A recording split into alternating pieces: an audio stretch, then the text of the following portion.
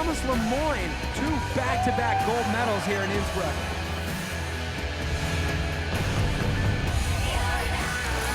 Oh, the front flip tail, and it was perfect!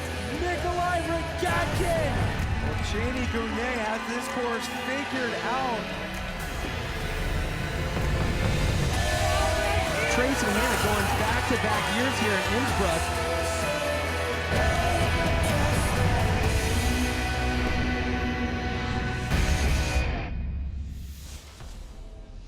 It's time, race fans.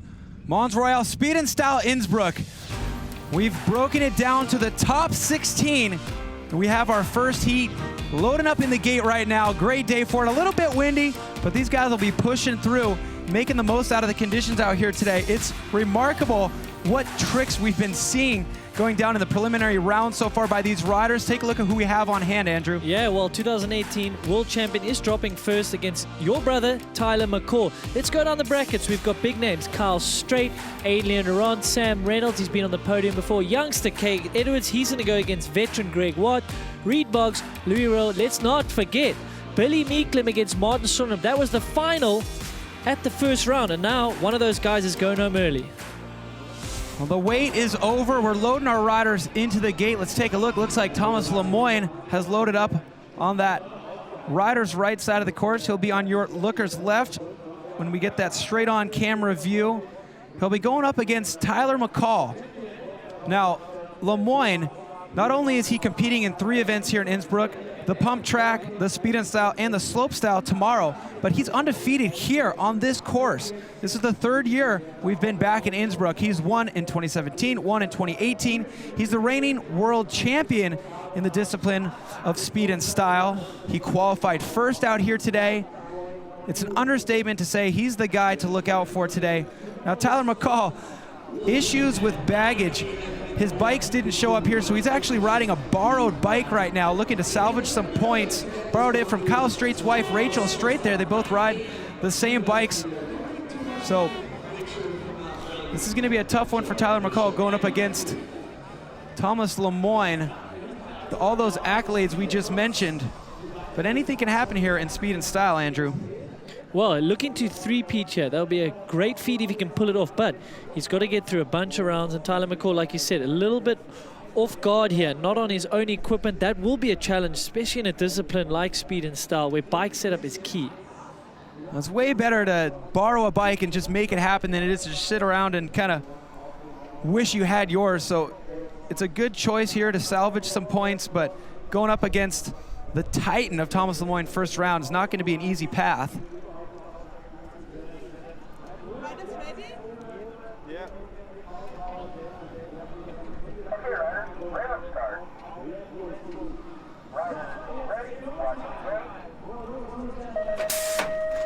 So good start by both athletes. Oh, 360 bar spin to X up from Thomas Lemoyne.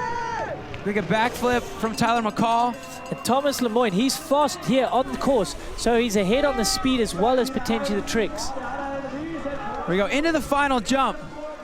Backflip bar spin for Thomas Lemoyne, and a backflip looked like E.T. pedaling, spinning those cranks for Tyler McCall. Now, this is where we get a glimpse at how this format really works here.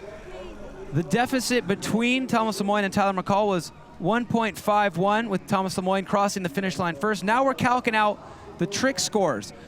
Lemoyne scoring a 126 on jump number 1, a 105 on jump number 2. Tyler McCall playing defense with a 77 and a 65 respectively. We'll find the difference between those and then make the deductions from the overall time. Thomas Lemoyne will be leading into the next round by 2.4. Well, there you have it, our first run down. That's giving you a little bit of explanation how it works. But basically, Tyler McCall wasn't able to match Thomas Lemoyne on speed or trick, so obviously his deficit got even bigger once they tallied it all up.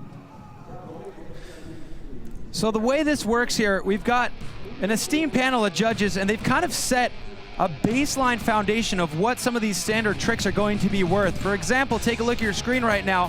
14 points for a bar spin, and as the tricks get more complicated, the points will increase all the way up into Cork 720, 140 points A double backflip, also 140 points, leaving a little bit of room if you do variations on those top level tricks.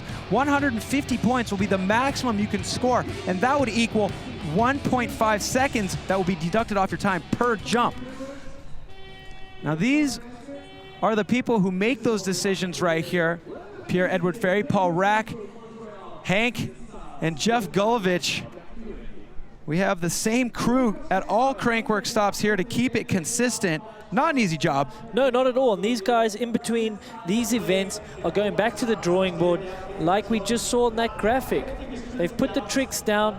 They have a set amount of points that each one carries. So in the gate now, Kyle Strait on the right side of your screen. Lucas Schaefer, a little bit more of an unknown rider, but we were doing a little research on him today. So much style out of this guy, they're off. Yeah, unbelievably stylish on the dirt jumps. Got some big tricks as well. Whoa, backflip bar spin for Kyle Strait. Looked like a 360 bar spin for Lucas Schaefer. Yeah, I think it was bar spin to even can as well, so he's got some great combos. Well, Kyle Strait, look at the horsepower. Yeah, Kyle Strait, we would expect him to be fastest on speed. Oh! Kyle Strait barely holding on to that tail up right there. That was the slowest tail up I've seen in a long time. Landing low, almost getting separated from that bike and getting the leg wrapped up in the front tire. So now we'll crunch the numbers, allow those judges to assign some points to these. Now we're trying to keep the math easy here. So for example, Lucas Schaefer scored a 130 on the first jump. That will equate to a 1.3 deduction from his time. And once all the math was over here, Kyle Strait still the leader. So there you have it. That's where someone like Lucas Schaefer, he was able to bring back some time on Kyle Strait here. Wow, Cam, look how slow that tail whip was. Yes, it's in slow-mo, but my word, he was hoping for that thing to come around. But now that is just a great example of just staying patient. A lot of people would have jumped off the bike at that point. Well, he's got a lot of experience. We know how long he's been throwing tail whips for. But Lucas Schaefer, so that's what we're explaining. He's not as fast on the speed, but his tricks were better than Kyle Strait. So he's clawed back some of that time, and he's only got about half a second to make up in the next heat. Ooh, here we go. This is a good heat. Tom Isted on the right side of your screen. This is the wild card we were referencing earlier in the broadcast. And Garrett Meacham, this kid's from Aptos, California, definitely looking to climb the ranks. Similar to what we saw from Billy Meeklem, he is poised for a breakout performance. Can it be today? He qualified pretty high up, 5th place qualifying position for Garrett Meacham.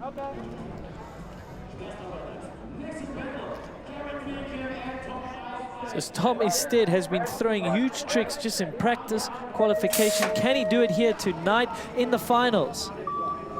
Look out for that 720 on riders left. Oh, 360 bar spin to exit for Garrett Meacham and a Crankworx 720 for Tom Isted. So there you go. He's throwing those huge tricks, so we know he's going to outscore him in the jumps. But he needs to keep his wits about him and make up some time in the speed, though. Oh, there it is. The double flip for Tom Isted. Now, knowing what we have set for these trick scores, a double flip scores 140, a Crankworx 720 scores 140, but Garrett Meacham definitely doing what he can with the tricks that he has in his bag to play some good defense.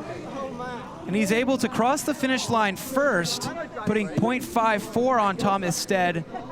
But now we're gonna take these jump scores, turn them into seconds right now, and what will the difference be? So great job by Garrett Meacham, knowing he's going up against the guy with the biggest tricks in the field, but doing some combos to be able to make sure that that time benefit that Isted gets is as small as possible. I mean, look at this Crankworx 720 on the first jump for Tom Isted. What a great shot having these two riders in the air at the same time. A 360 bar spin to X up for Garrett Meacham, and with that trick, he would score 126 points. But man, if Tom Isted can try to get through this bracket right now and continue to do this Crankworx 720 and that double backflip, I'm just stay worried close to these guys, it's gonna come down to, can he stay close enough?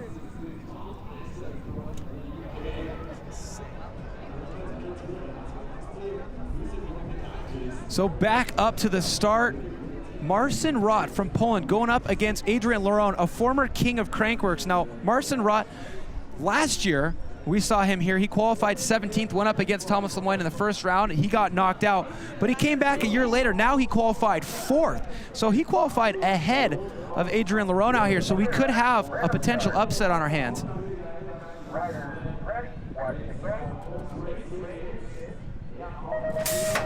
So hailing out of Poland, Marcin Rod, a little bit sluggish at the start. Adrian Lalonde, he's from the race background. All right, 360 table for Adrian Lalonde, a 360 double bar spin for Marcin Rod. Both of them clean through the gates of the slalom section of the course. The wind is picking up here. They are keeping it low. Adrian Lalonde flying on the speed version. Backflip for Adrian Lalonde, backflip bar spin for Marcin Rod. So despite crossing the finish line 0.98 behind, Marcin Rod had way better tricks on both jumps. And I gotta say that that's gonna help his cause a lot. I'll bet you Marcin Rod will be, nope, Adrian Lalonde is the leader. So speed paying off right there. Now Adrian Lalonde doesn't have as deep of a bag of tricks as Marcin Rod. So banking on his race background here. After 4 races, this is what our brackets look like right now. And Andrew, explain what those names in yellow represent. Well, they've got the advantage because we're going to throw them back to the top. They're going to switch lanes. So Thomas Lemoyne has the advantage. Kyle Strait, he's edging out Lucas Schaefer. Garrett Meacham and Adrian Lalonde, like we said, they have the advantage because we've illuminated them in yellow. Oh, what great action already in our first 4 races. We're going to get the next 4 brackets in the gate, ready to drop for you right after the break. Stick away.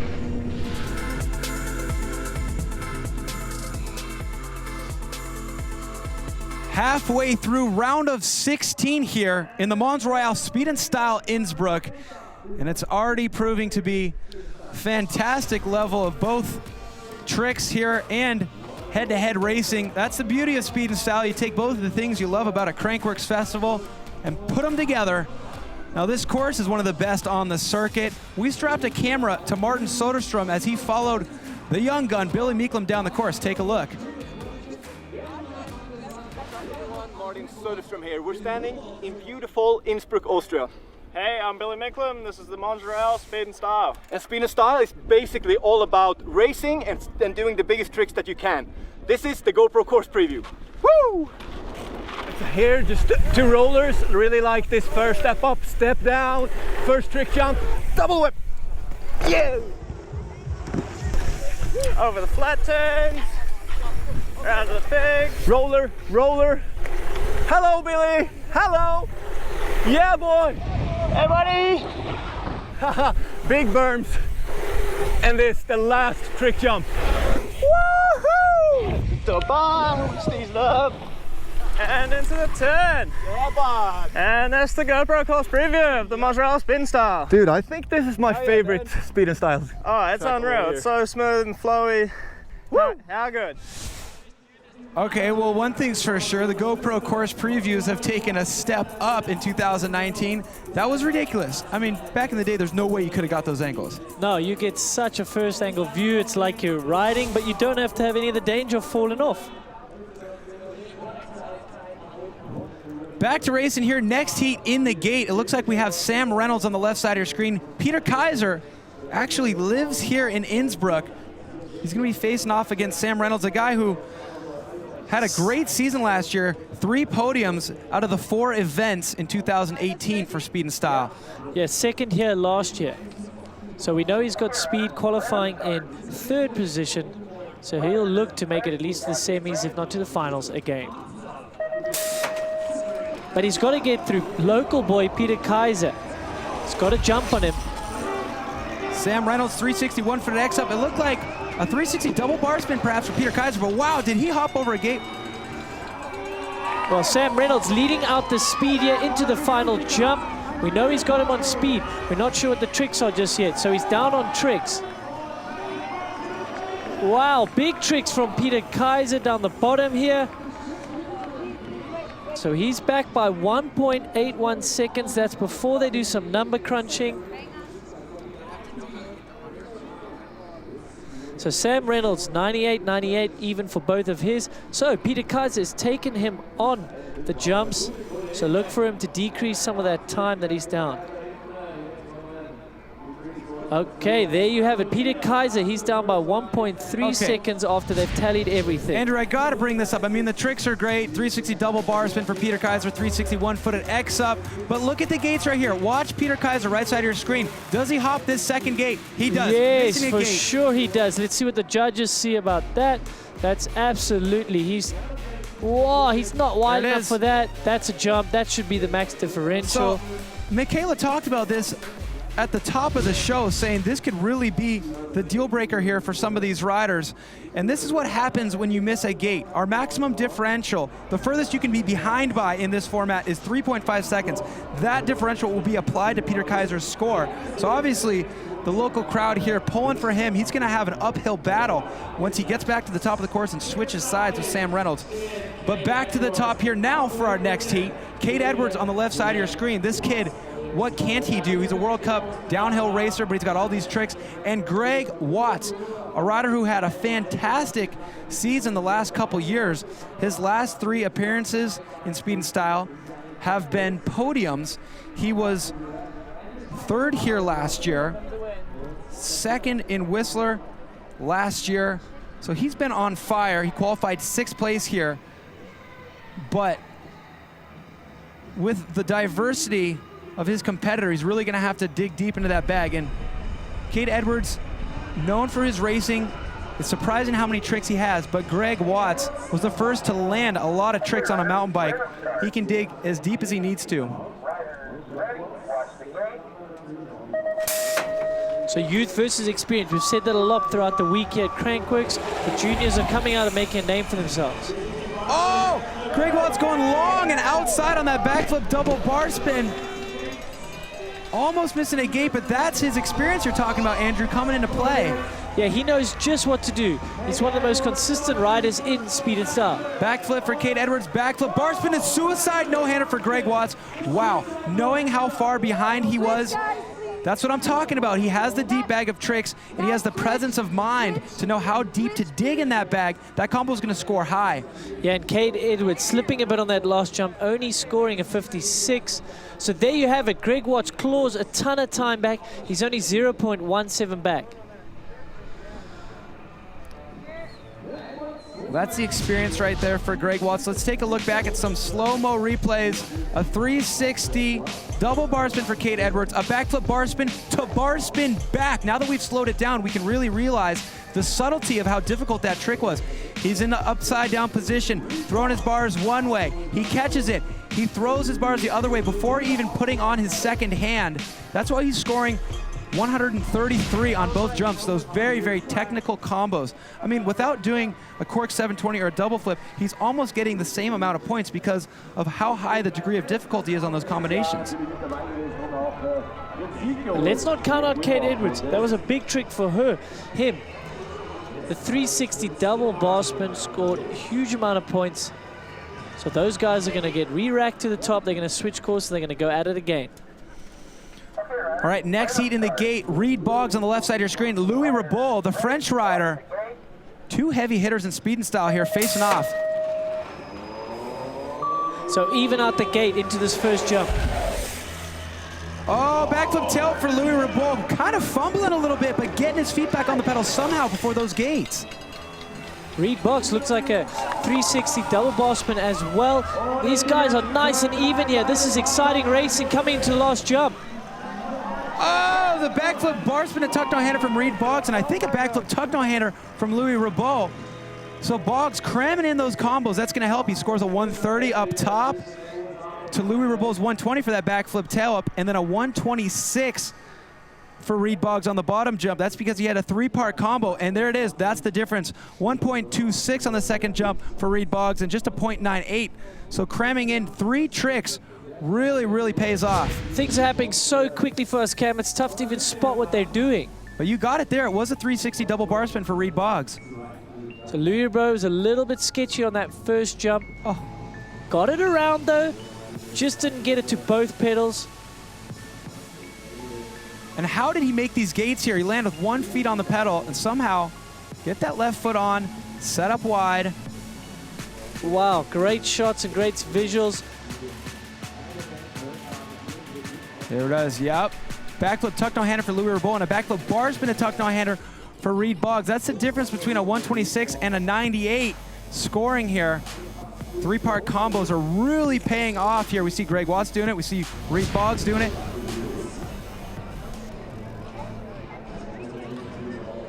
And take a look at our brackets. Right there, you saw Reed Boggs get the advantage over Lurer Bull. That is why his name is illuminated in yellow. Thomas Lemoyne with the advantage over Tyler McCall.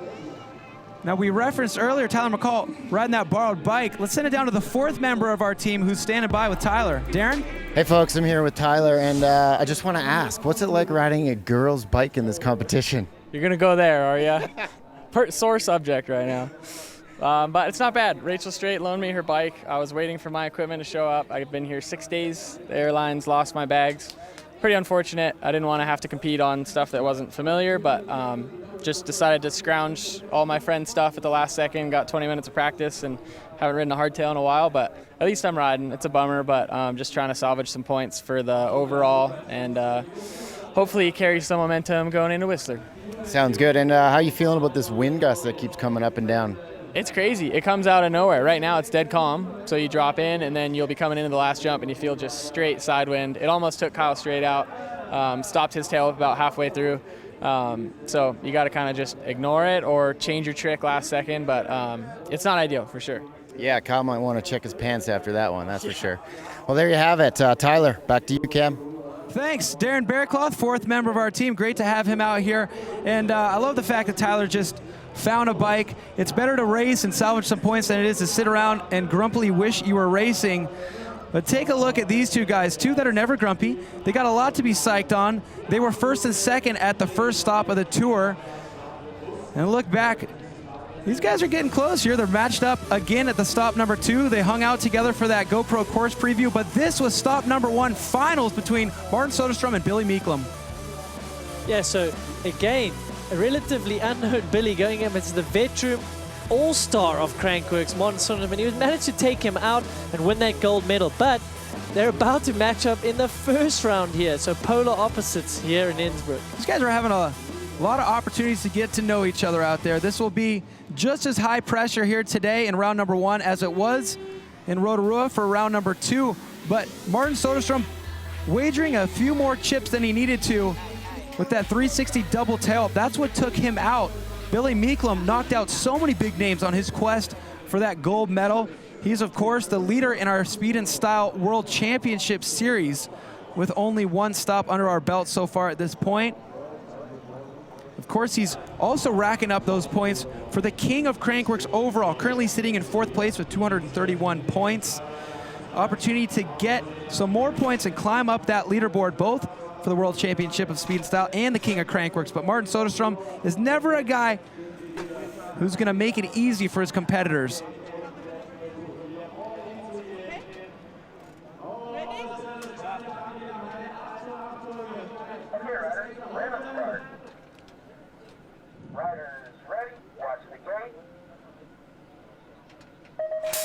So redemption round for Soderstrom. He's looking to go ahead here, qualified in 2nd. Wow, Cam landing that trick that took him out in Rotorua. So he's confident, knows what he wants to do. Billy Meeklum, though, keeping him honest here on the speed. He's ahead. Bar's been a tuck no-hander for Meeklum and a 360 tabletop with that trademark Martin Soderstrom style on the final jump. Now Soderstrom scoring big on the first jump at 126. Now Billy only a 56 on jump number 1, so there's going to be an advantage there for Martin Soderstrom. So he was hanging tight, under a half second behind Billy Meeklum was Martin Soderstrom. What will the scores be for the second jump? A 70 for Billy, but yeah, a 103 for that 360 table from Martin Soderstrom. Will it be enough to edge him out? It is. Martin Soderstrom will be the leader by such a small margin here. So half Martin a second Soderstrom, always there. a crowd favorite. Michaela Gatto, get in there. All right, so I feel like this is a bit of a deja vu to Rotorua. Number 1, number 2, you're back in first round. How's it going out there? That's tough. It's very windy. Yeah, I heard you say just when you finished that you were happy that you got the first one over with. Oh yeah, I got a bit sketchy on the last one there. I think pressure got me there. Yeah, I was going to say, do you feel any pressure being up against an experienced rider like Martin? He already kicked my ass, so. Yeah, I guess so. I don't know. A little bit. And Martin, so you've been doing this for so long. What do you think is the most important thing to remember when racing speed and style? I guess same as dual slalom, you just have to focus on yourself. As soon as you start look over to the other guy, you get super stressed and you're like, oh, he did that trick, and then you try to go faster. But you just have to focus on yourself and do your own things. And yep. So you think you have your whole run predetermined, you don't change it depending who you're beside? It changes sometimes, definitely. Yeah, sometimes you focus a bit more on speed, sometimes a bit more on style, but it was more like that before. Like now everyone is so fast. Just look at this, first round, first and second in Rotorua. So it's like you have to be flat out every single run. Well, we're super excited to see what happens in round 2 here. Well, thanks a lot, Michaela. Good to get inside the minds of these competitors. A lot of strategy going into this. You're not just focusing on racing like you would in dual slalom. You're thinking about coming into that ramp at the right speed for whatever trick you have planned. But Martin Soderstrom illuminates his name in yellow. He'll have the advantage when they get back up to the top of the course and switch sides. It's time to do exactly that for our first heat that we saw. Your first place qualifier, Thomas Lemoyne, on the right side of your screen, has a 2.4 advantage over Tyler McCall riding that borrowed bike on the left side of your screen. Yeah, I like what Soderstrom said. You've got to focus on your own race, because if you start looking around or wondering what the other guy's doing, there's no ways you can be present. And like you said, you might mess up the speed into one of the jumps, and we don't want to see any crashes out here if we can help it. So Tyler McCall usually banking on tail whip variations. Now not able to do tail whips on this bike. The front brake is not routed down the head tube. So it's going to be tough for him going up against Thomas Lemoyne here, the reigning world champion.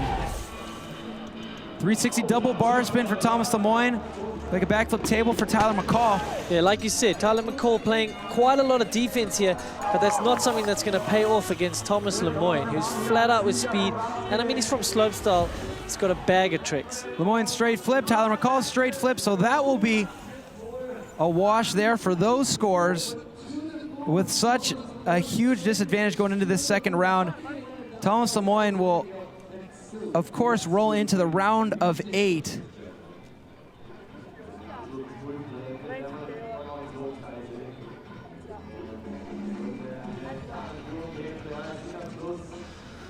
So there we go. That's our first elimination of the competition here. Thomas Lemoyne, your reigning world champion, moving into the round of 8, sending Tyler McCall into the stands. I mean, that's not a bad place to be right here. We got a great crowd on hand, Innsbruck, Austria. Second day of webcast competition here. And another heat loaded into the gate. Kyle Strait leading this matchup by 0.58 over a fresh face, Germany's Lukas Schaefer. Yeah, and if they were handing out time bonuses for style, Lukas Schaefer would be first in line. However, it's more about the difficulty and amplitude of your tricks, but style will add to a bit. All right, what tricks will they choose here on this first of 2 jumps? Backflip bar spin for Kyle Strait, a 360 bar spin to one-footed can. Squeezing in that can is always going to help at the end of that trick there for Schaefer. So ever stylish Schaefer, but he's down on speed here, and that's not going to help him at all. Kyle Strait into the last jump. Huge advantage on time here for Kyle Strait, and he cleans up that tail whip. So Kyle Strait had the advantage moving in. Lukas Schaefer didn't stay close enough, didn't do tricks that are going to score high enough to overtake that disadvantage. Kyle Strait will be moving into the round of 8, meeting up with Thomas Lemoyne.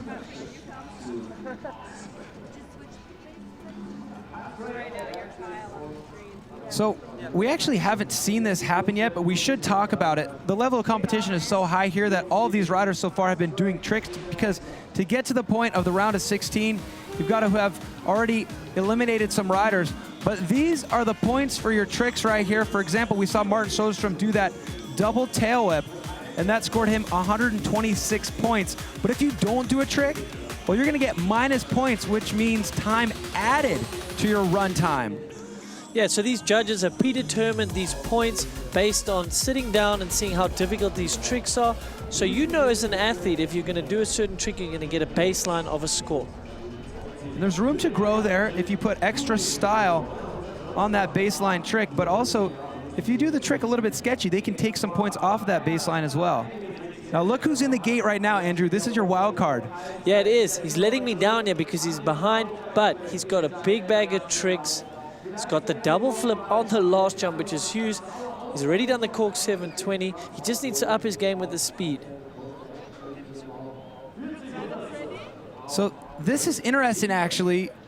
The baseline score for a double backflip is 140. He blew a foot off, and they gave him a 130. So if he cleans it up, he might be able to knock out Garrett Meacham here.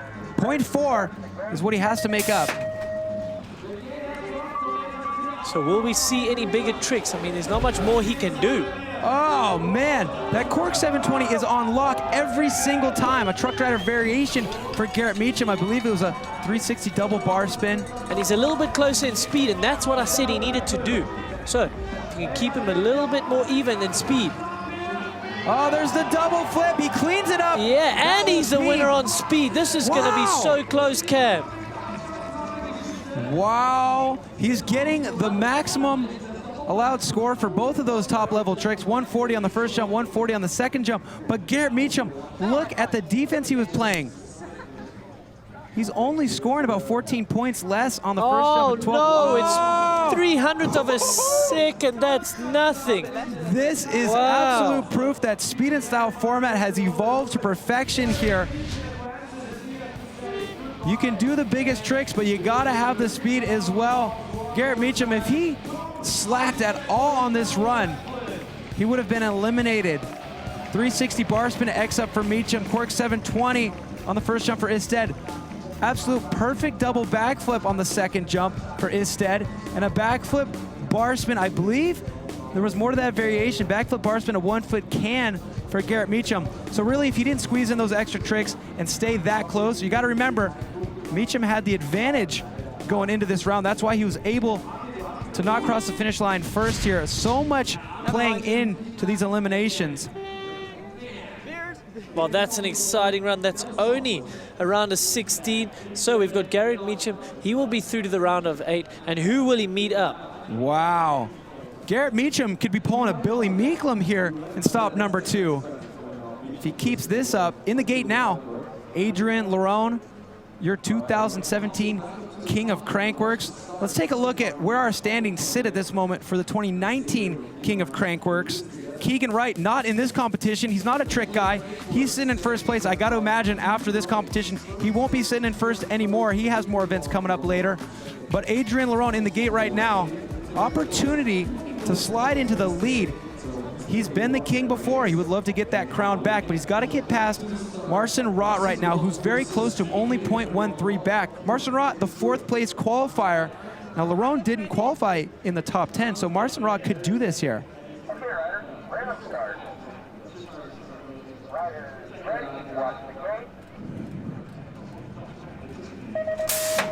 So Adrian Lerone, he will be focusing more on speed, but he has developed a decent bag of tricks. 360 table for Lerone, a 360 double bar spin for Marcin Rott out of Poland. Marcin Rott, he is a little bit ahead on speed right now. What will it say into the final jump? Wow, Rott in the lead. Look at this. Only 0.13 was the disadvantage. A backflip double bar spin for Rott and a backflip for Lerone. Look for a huge score on both jumps for Marcin Rott, a 140 on the first jump. Now, that's the same as 720s and double backflips are scoring, and a 126, which is the same as Martin Soderstrom's double whips are scoring. He only needs to make up 0.13 here. Marcin Rott will advance, knocking out Adrian Lerone and crushing his hopes of moving to the top of the King of Crankworx leaderboard today. Yeah, let's keep an eye on that. I feel like the lane that Marcin Rott, Ryder's right lane, may be a little bit quicker. So this is where he scored a 140. Maybe he did 3 bar spins. He did. It was a, okay. Oh, to X up. 360 double bar spin to X up there. Yeah, these judges, they must have a telescope or something because they're not missing anything. And then a backflip double bar spin scoring a 126 there. So those straight, simple variations on the 360 and the backflip for Adrian Lerone are really his Achilles here now in 2019. Marcin Rott has been working in the last 365 days. Yeah, looking good. 4th place qualifier. He will be going up to Garrett Meacham, who was the 5th place qualifier. That is going to be a heavy tussle coming up. Gloves will be off, and it's only the round of 8.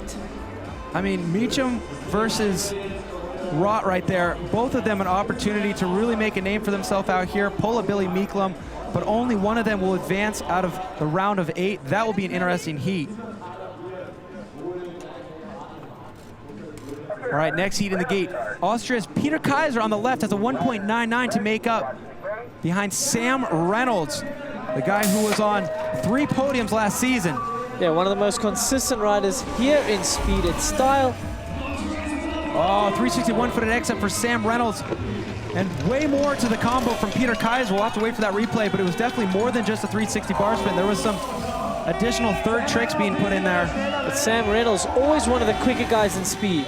Backflip tuck no hander for Sam Reynolds. A backflip bar spin, a 1-foot can for Peter Kaiser going deep. Wow, a 145 score for Peter Kaiser on the first jump. I am big time looking forward to seeing that replay, because if Marcin Rott scored a 140 for a 360 double bar spin to X up, and Peter Kaiser scored 5 points more, I gotta know what that trick was. A 130 on the bottom jump for Peter Kaiser. So he's gonna win both jumps, but Sam Reynolds was so far ahead, he advances. Look at that. This is just proving that you can score the highest we've seen all day and still get knocked out if your competitor is fast enough. 360 triple bar spin. They had to score it higher than the 360 double bar spin to X. Judge is doing a great job out here. Yeah, it's Sam Reynolds playing to his strengths. We know how big his tricks are. Former slope style rider. But man, he's fast, and that's really, really paying off. I mean, Sam Reynolds had such a great season last year, but he had a hiccup before this event. He's recovering from an injury. I want to hear more about that recovery. Let's send it down to Michaela Gatto. So as we were saying up in the booth there, recovering from an injury. Tell us a little bit about that. Yeah, out in South Africa, I broke my wrist pretty good in February. So yeah, I've been working pretty hard to try and get back for Innsbruck Crankworx. It's one of my favorites. So yeah, couldn't miss this one. And yeah, making the start line was my goal. So yeah, anything from now is a bonus, and yeah, really happy. Well, you're doing great today, and you came second last year. What's your favorite thing about being here in Innsbruck? Well, the weather's amazing. As you can see, it's awesome course. The guys always do a good job. The dirt's fun, and everyone's here. So yeah, it's a good time. Perfect. And do you feel like coming in with a bit of an injury, do you feel like there's a bit of pressure off of you to perform? Yeah, no, I kind of put the pressure on myself to make it here, you know, so the pressure's kind of gone almost, and yeah, that's when I ride the best and have a good time. So yeah, awesome, very stoked. Well, we're excited to see you have a good time out there. Yeah, Michaela, thanks for that update. So impressive to see Sam Reynolds back in top form only 4 months after a big injury. That is not easy. And he's doubly lucky that he's here, not just the injury. I know he lost a wallet or got it stolen, and he was at Munich airport not knowing how he's going to get here. He had no wallet, no money. So hopefully some friendly fans or someone gave him a ride. So well, luckily he was able to make it here. And with 3 podiums last season and looking on point despite recovering from that injury, we may see him on another podium today if he's able to keep this up. Cade Edwards in the gate right now, leading Greg Watts by 0.17.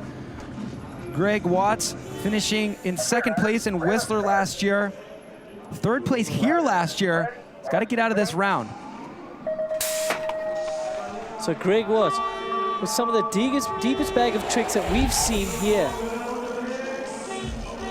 Oh, I think Cade Edwards missing some of that trick, so that was not as good as his first round.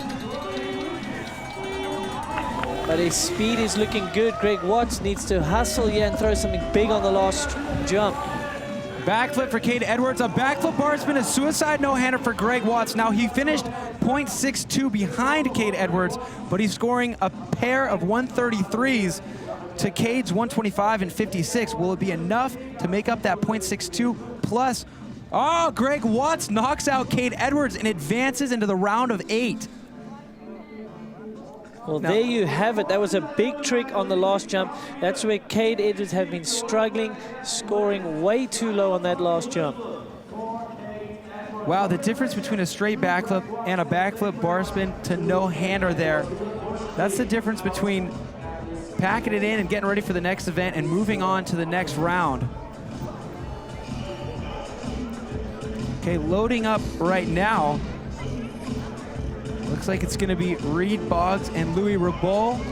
Reed leading this one outright here thanks to his combinations in their first run. Louis Rebaud trailing by 0.6 of a second.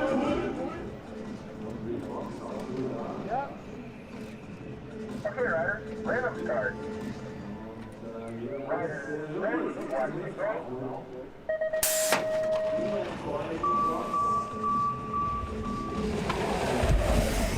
Okay, Louis Rebaud, the Cork 720. Reed Boggs with a 360 double bar spin. Now Louis, that trick is going to score high. Usually it's a 140. It was perfectly executed. There it is, 140 for Louis Rebaud, 126 for Reed Boggs. Well, throwing caution to the wind there, Louis Rebaud. Oh! Backflip tail for Rebaud. Backflip bar spin, a tuck down hander for Boggs. This is going to be tight. 126, the second jump score for Rebaud. Another, and a 126 for Reed Boggs. So Reed Boggs advances into the next round, but Louis Rebaud's got to pat himself on the back. He did everything possible to try to get out of this round. All right, take a look back. Perfectly executed Cork 720 going upside down with a backflip, adding a 360-degree rotation to that backflip from Louis Rebaud, and then Reed Boggs with a 360 with 2 bar spins and a backflip tail whip for Louis Rebaud. And there, getting the backflip bar spin, putting those handlebars in his lap, taking the hands off for Reed Boggs. That's how he scored a pair of 126s.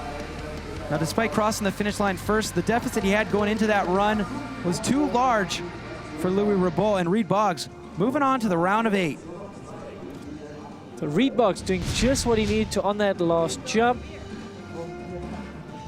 Sneaking through over Louis Rebaud, so he will be in the round of 8. And who will he see? Will he see Martin Soderstrom or Billy McLean, who won first round down the Rotorua?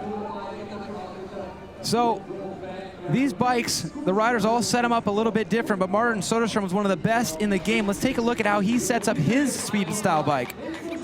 First of all, take a look at his cables. A lot of riders out there for slopestyle will have a detangler so they can do as many bar spins and tail whips as they want. But with only 2 trickable features here, Martin Soderstrom just counting the amount of winds he can do. He's got pedals that are different to what you'd see on a typical race bike, because you got to take those feet off if you're going to do a double tail whip. So those tiny little flat pedals for Martin Soderstrom, but you got to be tracking in those corners, especially those flat gated corners. So he's riding a fully suspended bike there, front and rear travel. That's a steed that has served Martin Soderstrom very, very well over the years. Right now, linking up with the same guy who beat him at stop number 1, looking for a little revenge here. Martin Soderstrom leading out Billy Meeklum by a little over half a second here. Martin really has the tricks on this course. Billy with less high-scoring tricks than Martin Soderstrom, but we saw what happened at stop number 1. Martin Soderstrom made a mistake, so it's anybody's game here still. Soderstrom threw that double tail up in the first run clean. That's what took him out in round 1 against Billy. Will he throw it again? Ready, watch the gate.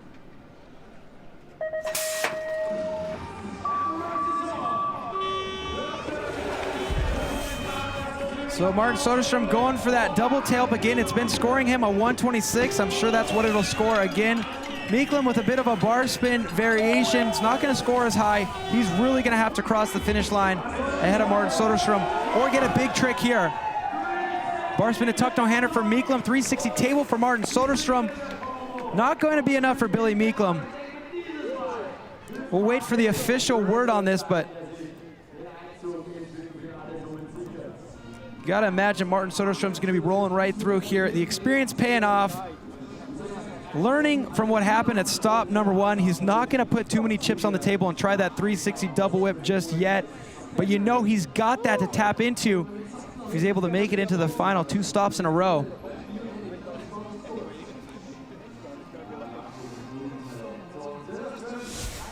Take a look at where we sit here, Andrew. That we do. So, we've got Thomas Lemoyne up against Kyle Strait, Garrett Meacham against Mons and Rod, Sam Reynolds against Greg Watts. Those two were on the podium here last year. Then Reed Boggs, he's up against Mons Soderstrom, who's looking incredibly strong here. He was our number 2 qualifier. So our round of 8 is set here in the Mons Royale Sweden style Innsbruck, second stop of the Crankworx World Tour. We'll get them back up to the top of the course in the gate when we come back. Now, why do you hear everybody referring to this place as beautiful Innsbruck? Take a look at your screen right now. We got alpine peaks, grass, meadows, and if you're curious where Innsbruck, Austria is, we'll zoom you out just so we can zoom you right back in. Yeah, we're in Europe, in the beautiful country of Austria, on the western side, in the Alps, Innsbruck, Austria. There's a city right over there. I mean, there's tons of little villages. There's a gondola to take you up to the top of the hill so you can ride your downhill bike if that's the kind of thing you're into. And there's also a Crankworx stop for the last 3 years. And right now, we're in the middle of Sweden-style Innsbruck. Your reigning world champion in this discipline is sitting in the gate right now, Thomas Lemoyne. Now, this guy competes in 3 events at all these Crankworx stops, but he uses the same bike for all 3 of them. He had this to say, Andrew. Well, there you have it. He uses the same bike for pump track, speed and style, and slopestyle. It's a choice based on the tricks he likes to do, and he's not running a front brake because of those slopestyle tricks. Now, it's a pretty interesting choice because sometimes the bike won't be ideal for certain disciplines, but there's got to be something to be said for having some consistency. When you throw your leg over that bike, it's the same bike you were riding yesterday. You feel comfy on it. Now, Kyle Strait is lined up alongside Lemoyne right now. Kyle Strait, no stranger to the podium in this discipline. Can he knock out the champ? Tall order for him. Thomas Lemoyne, a reigning champion here. Backfoot bar spin for Kyle Strait. A 360 bar spin for Thomas Lemoyne. But Kyle Strait, one of the best slalom riders in the world, will know it'd be tough to match on speed. Oh, but look at Lemoyne, he's hanging tough. Tail whip for Kyle Strait. And it looked like a straight backflip there for Lemoyne. Let's see, a 126 was the score for Lemoyne on jump number 1, but only a 56 for the second, so it was a straight backflip. Looking forward to those slow-mo replays of these tricks. But Kyle Strait scoring a 105 for that backflip bar spin on the top jump. What will his score be on the second jump? He finished a 1/10 of a second ahead of Lemoyne. He's scoring a 120 on the last jump. That must have been a double tail whip then. Yeah, looking forward to those replays, but Kyle Strait will be the leader after run number 1 here in this round of 8, heat number 1. All right, go back to the replays. Now, we know Kyle Strait did the backflip bar spin. Let's watch Thomas Lemoyne. 360 bar spin with 2 bar. Oh! Whoa! Whoa! I wanted to say, I think his bars were the wrong way. Oh my! It looked odd through the gates, but oh my goodness, he's ridden his bars 180 degrees to what they're meant to be. No way! So that makes the brake on the wrong side as well. He's meant to have the brake on his right hand, it's on the left, and look at him go. Well, at least he only has one of them, like we said. Hard to get him mixed up. Now let's see how he remedies this situation. He was thinking of throwing it. Wow, that is incredible by I didn't even look at Kyle Strait here. So okay, folks at home, that is just unheard of to be able to let alone ride the bike, but also he's managed to pull a backflip, do a bit of damage control on that last jump. It is not what we expect from him to score so low on the jump, but now we know why. We're so blindsided and dumbfounded by his ability to just stay calm, cool, and collected with his handlebars backwards that we didn't even look at what Kyle Strait did on the last jump. It's got to have been a double tail up because he scored so high. But wow, if you thought Thomas Lemoyne was impressive before, how about that? I dare anyone at home to go outside in the road, grab their bike, flip the bars 180, and even just ride down the road with it. The brake is on the wrong side of the wrong. Your head angle, your whole reach is different. No, man, that is just unbelievable that he kept it so calm and cool. Okay, let's try to recover from that because we have another heat in the gate right now. Now, these are our wild card competitors looking to do what Billy Meeklem did in round number 1, and that is win this event and make a huge name for yourself. Garrett Meacham qualified in 5th place. Marcin Rott from Poland qualified in 4th place. Now they're meeting up in the round of 8. Only one can survive. This will be a proper duel. I mean, think about it. Whoever makes it through this bracket right here will be in the top 4. A shot at a medal, they can go through, making a name for themselves here at Crankworx. That's what the Crankworx series is all about. How often do we see it? We saw it in slalom this year. We saw it in Rotorua round 1. Now, wouldn't that be cool to have 2 surprise winners in the first 2 stops of the 2019 World Tour? I'd be a fan of that. So Andrew, you see those flags waving. This is speed and style. They're doing tricks in the air. Explain to me how difficult these tricks become when the wind starts blowing. Well, there's one thing dealing with wind when you're on the ground, but the minute you lift off those wheels, they're pretty light, they get blown from under you, you lose your balance, and it's just treacherous for the riders, especially when they're going upside down, trying to throw tricks. It is just too dangerous for them. It comes down to those wheels having spokes in them. If the wind was able to just blow right through the hoops, you wouldn't have that big of a problem, but those spokes kind of turn into a sail. They're spinning so fast, they pretty much become a surface. Yeah, I mean, even if it's blowing hard enough, it blows your body off balance. It's just not a good recipe for doing the tricks that you want to do here. So a weird thing about wind is obviously it's going to change your speed if it's a headwind or a tailwind, but if it's a side wind and you're not doing a rotation, you will fall into the wind because it'll kick your wheels out from under you. But if you're doing a rotation, it tends to be a little bit easier because your bike has its own kind of force of rotation. Centrifugal force, yeah. So luckily a lot of these riders are choosing those backflip variations, those 360 variations, but a guy like Martin Soderstrom who's doing those double whips, and he's such a large stature, just his body, he's gonna be really sitting out there prone to those wind issues. Okay, Garrett Meacham on the left side of your screen, Marcin Rott on the right. Here we go, they're off. All right, what are these tricks going to be? 360 double bar spin for Garrett Meacham. It looked like a 360 bar spin except for Marcin Rott. And hauling the male through the gated section of this course. These guys are neck and neck, heading to the last feature. Here we go, Marcin Rott with the backflip double bar spin, and Garrett Meacham with the backflip bar spin, a 1-footed can, knocking out the timing lights. So Marcin Rott crossing the finish line first, but not by much, only 0.06 of a second, and very similar tricks for these guys. Take a look, the timing lights doing their job before they bite the dust. Luckily we were able to get a read on that time right there. 0.06 of a second was the differential. But Marcin Rott scoring a 140 up top, that is huge. Garrett Meacham scoring a 135 on the bottom. So really tight, not only in time, but in trick values. Wow, it's only 0.1 second, only No 100 way. separating these guys. That's nothing. I mean, it makes sense. They qualified 4th and 5th. They're very evenly matched. So 360 double bar spin for Garrett Meacham. And you know, that might have been a 360 double bar spin to X. I think it was for Marcin Rott, so he should score a little bit higher on the first jump.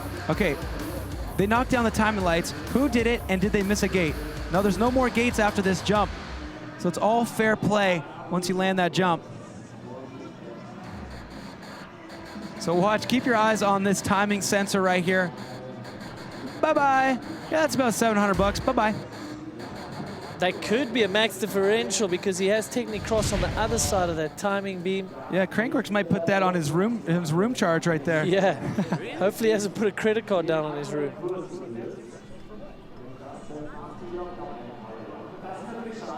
Well, we're getting word right now from our officials, because there was crossover of lanes, there will be the max differential applied.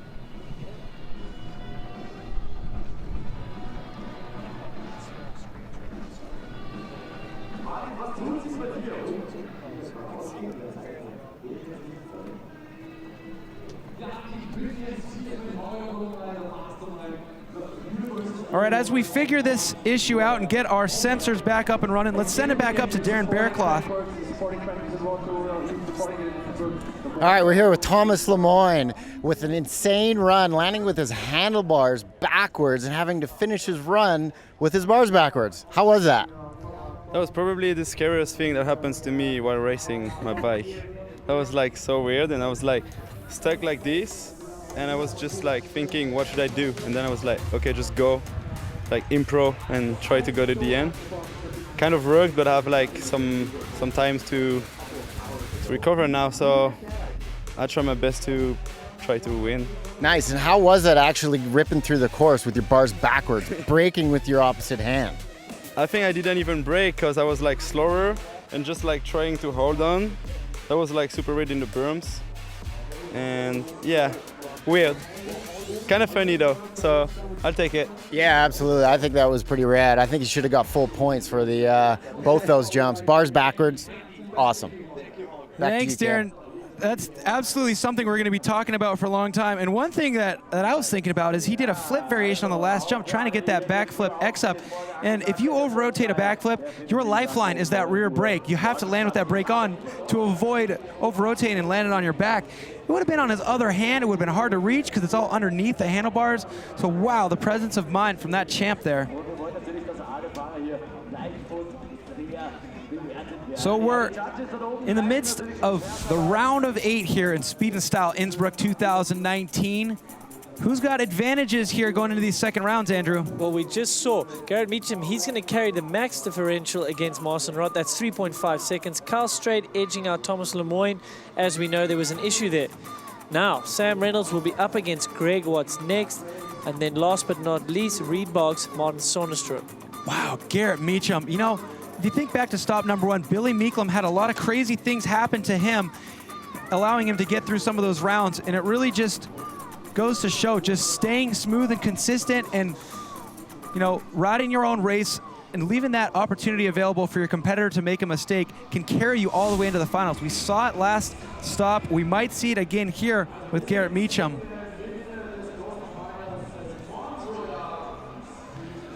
So the Crankworx World Tour for 2019 is a 3-stop tour. We're talking about the first stop, Rotorua.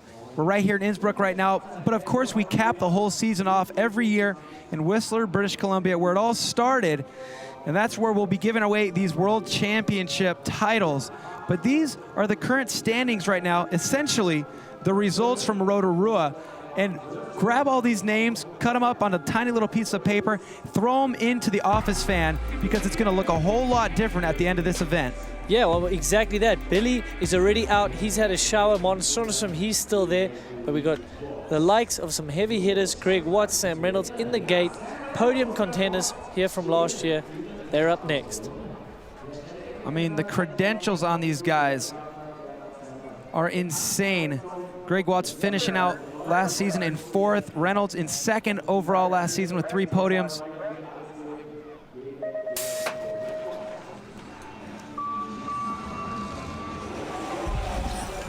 There we go, 361-footed X up there for Reynolds. Another one of those crazy old upside-down bar spin combos for Greg Watts. And Sam Reynolds is aggressive and committed into those flat turns. One of the fastest off that log.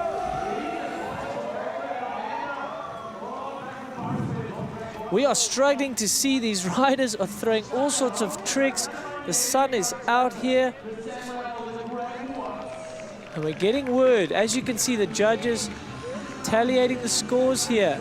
So Sam Reynolds will be your leader by 0.29. We're going to throw them back to the top. They're going to switch lanes. They're going to duke it out again.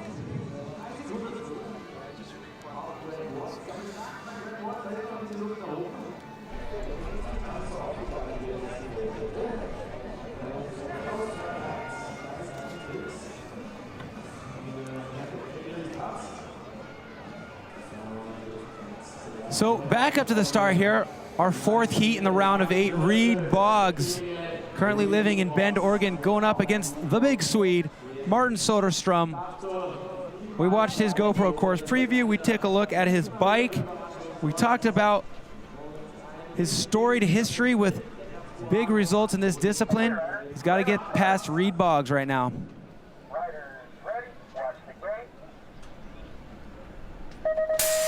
One of the most decorated slopestyle athletes in all of Crankworx history and Speed and Style, Martin Soderstrom. All right, that double tail for Martin Soderstrom.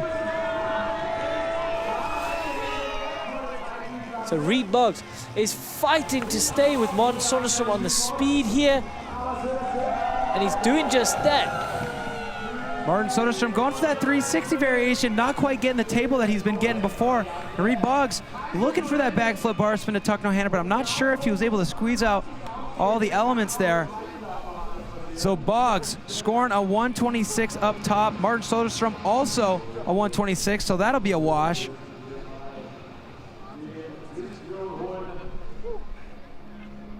And a 58 for Martin down there. That's the difference between getting a 360 click table with that trademark Soderstrom style and just a standard 360.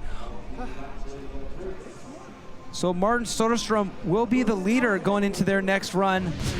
But let's go back into slow motion. All right, we know that Martin Soderstrom did a double whip, so let's focus our attention on Reed Boggs. He's got that 360 bar spin. And he's been looking for more of a variation after that bar spin. He's been doing 360 double bar spins, but almost squeezing a little bit of a table there. But missing the table on the last jump was Martin Soderstrom. All right, Boggs did get that back foot bar spin. Yeah, big combo on the back. That's why you saw him way ahead of Soderstrom on the last jump. That's helped him pull back some time. All right, Michaela is trackside. Let's throw it down. All right, so in Rotorua, you would have already won by now because you beat Billy in the last round. So what's next? Exactly, it feels so weird. No, it's just always so cool to come to the Speed and Style events because I can meet all my friends again, like Reynolds, we were competing back in the day, Greg Watts, Strait, all those guys. So I think they're all still in, so really hope to ride against them again. And your best guess at your stiffest competition here today? Oh, I mean, if Lemois ride with his bars like the wrong way, maybe I can beat him, but if he's riding with it the right way, then I think I'm going to struggle. He's looking so fast. Well, you're looking great out there too, so good luck in the next round. Thank you, Michaela. Yeah, that's a cool point that he was bringing up, is there's a lot of riders in the field here that were familiar faces from slopestyle seasons of past years, but there's also those new faces. Garrett Meacham looking to make a name for himself out here. He'll be the young gun in the field looking for that catapult moment. But Reed Boggs right now trailing Martin Soderstrom in this round of 8 bracket.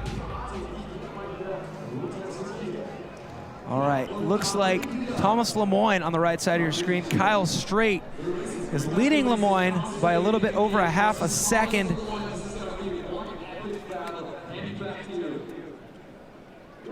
Lemoyne, our top qualifier here. Kyle Strait qualifying in 9th. So this could be an upset here. So Thomas Lemoyne will look to tidy up this run and hopefully finish with his bars the correct way around. There he goes. He gets the 360 double bar spin and squeezes an X up in as well. So Thomas Lemoyne already fixing that mistake. Yeah, so he'll be scoring higher on the first jump than the first run. And now he's riding with the bars the right way around into the second jump. That's got to help. Double tail for Kyle Strait. And it looked like a backflip bar spin X up for Thomas Lemoyne. Lemoyne scoring a 140 for that 360 double bar spin X up top. Kyle Strait getting a 105. But Strait, a 126 on the bottom jump for that double whip. That is going to help his cause, and he will advance. Wow, Kyle Strait knocking out the reigning world champion, Thomas Lemoyne. Now, Lemoyne has been undefeated here. This will not be a three-peat for Lemoyne. No, that is the first big upset of the night.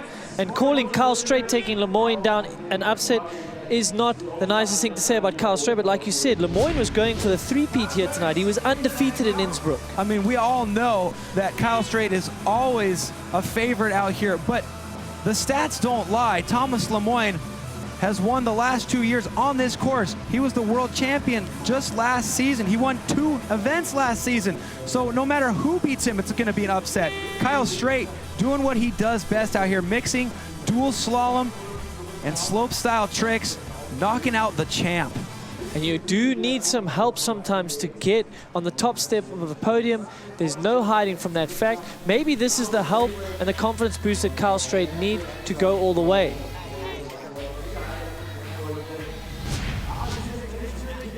So Thomas Lemoyne will not be standing on the podium today, but he'll have one night to think about his next competition, because bright and early in the morning, 9 o'clock local time, we'll be kicking off Crankworx Innsbruck Slopestyle, an event where he's always a podium threat.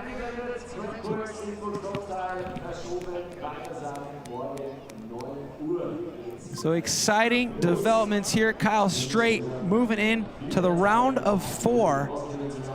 But it's time we take a look at this heat right now. This is exciting. Marcin Rott a full 3.45 behind Garrett Meacham. You remember, this was because of that issue knocking down the timing sensor.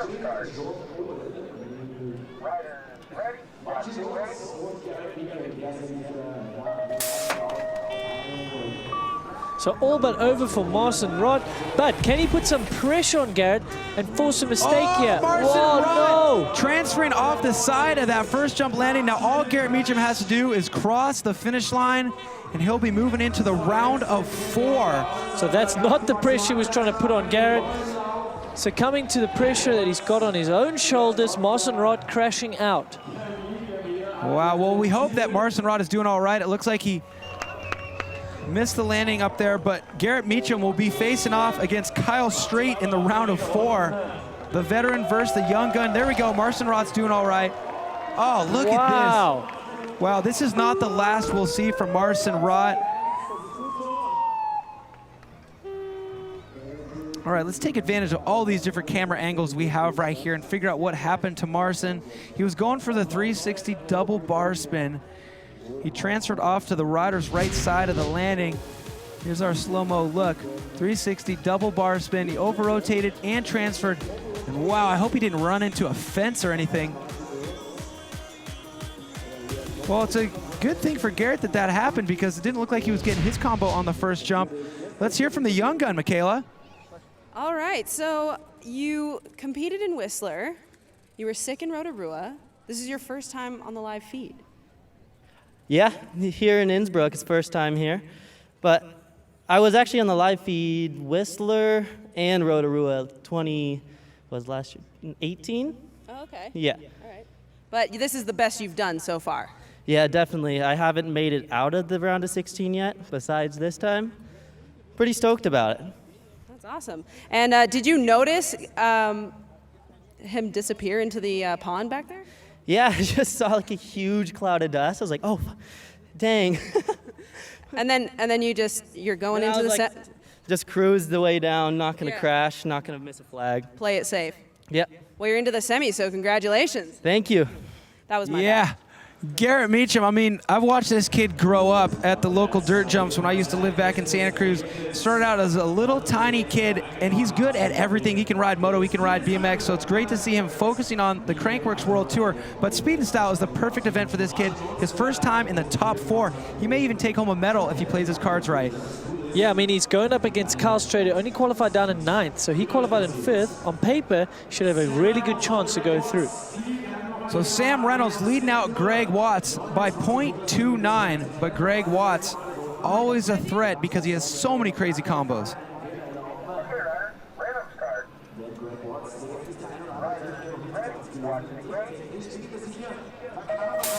So these two saw each other last year in the semi-finals. Now it is the round of 8.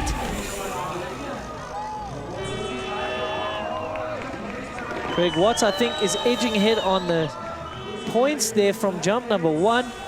Sam Reynolds trying to rely on a bit more speed here to take down Greg Watts. Reynolds is going to cross the finish line first. He's got that backflip tucked no-hander, but Greg Watts with that backflip bar spin to bar spin back. That's going to be a huge score. Greg Watts scoring a 133 on the top jump to Sam Reynolds' 95 and a 140 on the bottom jump. That's absolutely going to beat out the 98 of Sam Reynolds. Let's crunch those numbers and see who will advance. Sam Reynolds gets it. So speed paying off right here. Greg Watts digging deep for those combos, but it was not enough. So Sam Reynolds is basically running quite conservative on the tricks. I say conservative compared to someone like Greg Watts, but he's heavily relying on his speed.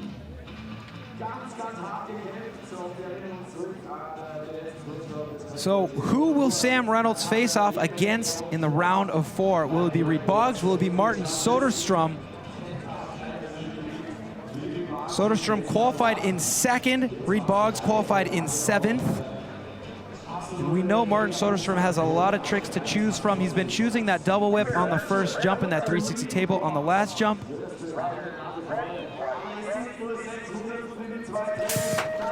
So pretty much nothing in it. 0.06 of a second between these two.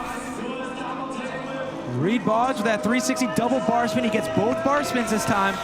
Martin Soderstrom sticking to the double tail whip. It's going to come down to this last jump. They are even on jump scores and on the one. Reed getting that backflip bar spin, a tuck no-hander. Martin with that 360 tabletop. Now Reed's gonna score pretty high. It's a wash on the first jump. They both scored a 126. A 103 for Martin on the second jump for that 360 table, and a 124 for Reed Boggs' backflip bar spin, a tuck no-hander. Oh, look at this. Can Reed Boggs make it up? He cannot. Martin Soderstrom rewarded for his consistency through 2 rounds.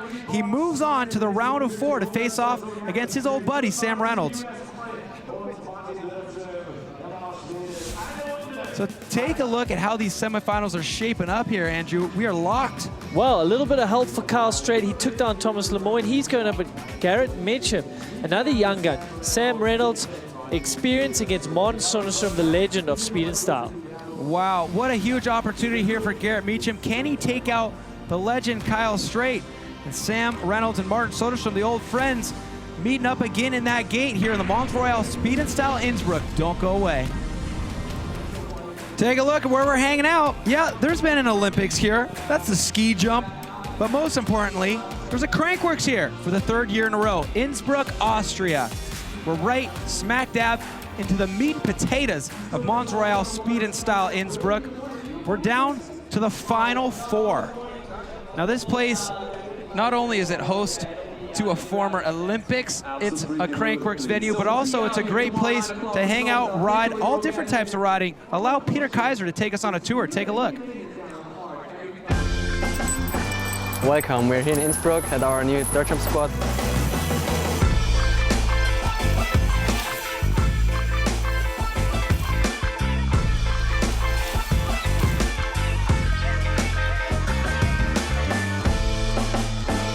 So basically in Innsbruck we have a big BMX scene, and the crew is around for quite some time now, and they kind of got things going with that place here, and yeah, the city gave us that property, and we've been here for like 2 years now, and yeah, things starting to shape up and are running great now, so it's good fun.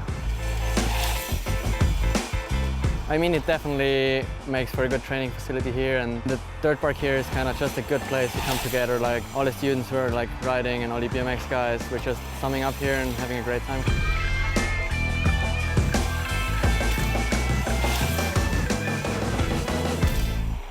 Basically, Innsbruck is located right in the middle of the mountains, the Austrian Alps, and what makes Innsbruck so special is basically the variety of things you can do here. You could like grab your enduro in the morning, go for some morning laps, ride the bike park on the DH in the afternoon basically, and still have like an evening dirt jump session out here, combine every type of riding in one day and still make it like a chill day because it's all so close together, and it still is quite a big city where you could like have other activities as well. Crankworx for Innsbruck was like a good start to get like the community going and like the whole bike scene going at some point. There has been like a big scene before, but it still was a kind of a kickstart to get trails built, get other projects going, get people involved in general. There's definitely lots of potential here, so come here and have fun, I guess. Well, what a spot, huh? If you haven't been here yet, maybe put it on your list of to-do locations to visit for a mountain bike holiday. Come join us at Crankworx if you can make the time in June. This is Mons Royale Speed and Style Innsbruck, and our brackets look something like this, Andrew. Well, Kyle Strait, the veteran, going against relatively newcomer Garrett Mitchum. He did tell us he has been in the main show, but he's never advanced past the round of 16. Well, he's in the semifinals here. He's got a 25% chance at a medal here. Some pretty good odds, but he's got to get past this titan right here, Kyle Strait. So this is where it is paramount to focus on your own race.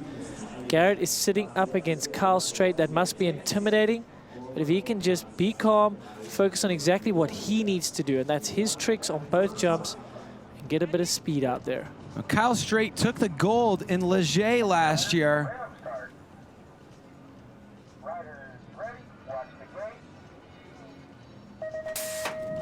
Powerful Kyle Strait. He's out with a bike length lead already.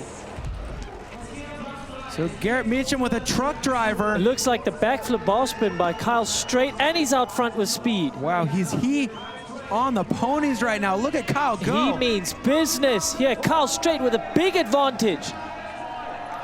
The big double tail by Kyle Strait. Oh, and then Meacham getting that variation. The backflip bar spin to 1 foot can, getting tangled in the finish line corral. So Kyle Strait riding like a man possessed. Like I said, is this going to give him the confidence he needs? He took out #1 seed Lemoyne, came out swinging here in the first heat of the semifinals. So Kyle Strait, a huge advantage on speed there. And he had the tricks, backflip bar spin up top. And the double whip down at the bottom. Let's talk about speed, Andrew. What was it that Kyle Strait did so right in order to get such a huge advantage across that finish line? Well, he's opting for a backflip on the first jump, which you can do pretty much at race speed, and he's carrying great pace here through the, oh my goodness, keeping low through the rollers. Not much else to say except he's riding committed. And you watch Garrett, he was no slouch in that run, so it really speaks to just how fast Kyle Strait was going to cross that finish line with such a huge lead. But kudos to Garrett Meacham, just staying focused, not getting discouraged by how far ahead Kyle Strait was. But good tactic by Kyle Strait. I think by doing the backflip and a bar spin, he gets a good score, but he's almost able to push through the jump and stay at race speed. So Strait will have that advantage going into their next round, but right now it's all about the old friends, Sam Reynolds and Martin Soderstrom. These guys have competed against each other so many times, not only in this discipline, speed and style, but they shared podiums in slope style a lot back in the day. And don't let that handshake fool you. Both very humble riders, but when this gate drops, it is all to play for. We know how competitive they are. Martin Soderstrom getting that double tail. Sam Reynolds opting for his 360 1 foot X up again. He's been doing it all night. Sam Reynolds not able to pull ahead as much as his other competitors on speed. Backflip no-hander by Sam Reynolds. 360 table for Martin Soderstrom. The judges love it when he clicks that bike flat. Let's see what they score him. There's a lot of room for variables here when you do a 360 tabletop. The judges really analyzing how flat that bike is, called tabletop for a reason. So Sam Reynolds, he's bouncing back from injury here. It's his first major competition. Martin Soderstrom also been doing a lot of injuries in his career. Wow, there's not much in that, Cam. 0.04 of a second separate these two riders once we've crunched the numbers and calced in those trick scores. Sam Reynolds with the advantage. Let's take a look back at our slow-mo replays. So 1 foot X up, Sam's been doing that all evening. He knows it scores him a 98. Martin Soderstrom with that double tail, feet right back to the pedals, eyes up, checking out those gates. Sam Reynolds with his tuck no-hander flip. Martin Soderstrom with great extension on that 360 table. Take a look here. That bike is flat. That's the difference between the minimum 360 score and a little extra. They scored so similar on that bottom jump, a 0.99 and a 0.98, and only 0.04 of a second separating them after the tricks have been calced out. We'll take a look at the bracket. Sam Reynolds will turn his name yellow. He has the advantage over Martin Soderstrom going into their second run in their semifinal heat. Kyle Strait with the advantage over Garrett Meacham. Kyle Strait's looking like he's absolutely on fire today. That is, he's hopped up. He's got some energy. He's up by 1.66. Big margin to pull back for Garrett. That's actually going to make it difficult for Kyle Strait going into this next run because he's going to have to decide, do I have to do these difficult tricks? I have such a big advantage, and it's tough there. You know, the double whip and the backflip bar spin are working for him. It's almost going to make it more difficult if he switches it up to the more easy tricks. Exactly. Sometimes when you have a big lead, it's tough to defend it, but I think Kyle Strait should come out and do that backflip bar spin he's been doing on the first jump all afternoon, all evening here, and it really pays off. So Kyle Strait currently sitting in 8th place in the King of Crankworx overall standings right now. Now, what is this King of Crankworx overall standings all about? Andrew, explain. Well, we've got 3 stops around the world, and you can enter any competition or all of them all season long. You're going to tally up your points, and at the end of the season, we are going to crown a King and Queen of Crankworx. There's $25,000 up for grabs for the women and $25,000 up for the man. It really is a true test of who's the best all-around mountain biker on that year. Last year, the best was Sam Blankensop for the men. He won that crown, and Jill Kittner for the women. Now currently, Keegan Wright is sitting at the top of that leaderboard but don't expect him to be there for very long. He's not in the competition today, and a lot of valuable points up for grabs. 100 points going to the winner of Speed and Style. Now, for the women, Via Verbeek, she's been unstoppable this season. Her gap is sizable, and those women are all eyeing her up for the downhill tomorrow, trying to chip away at that lead she has.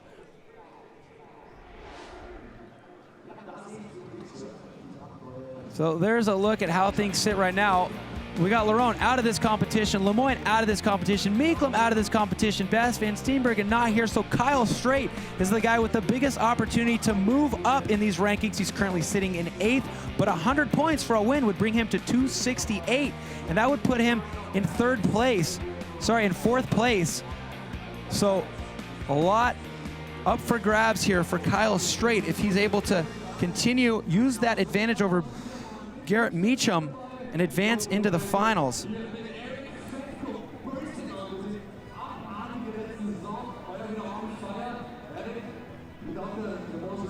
Well, great crowd on hand here at Innsbruck.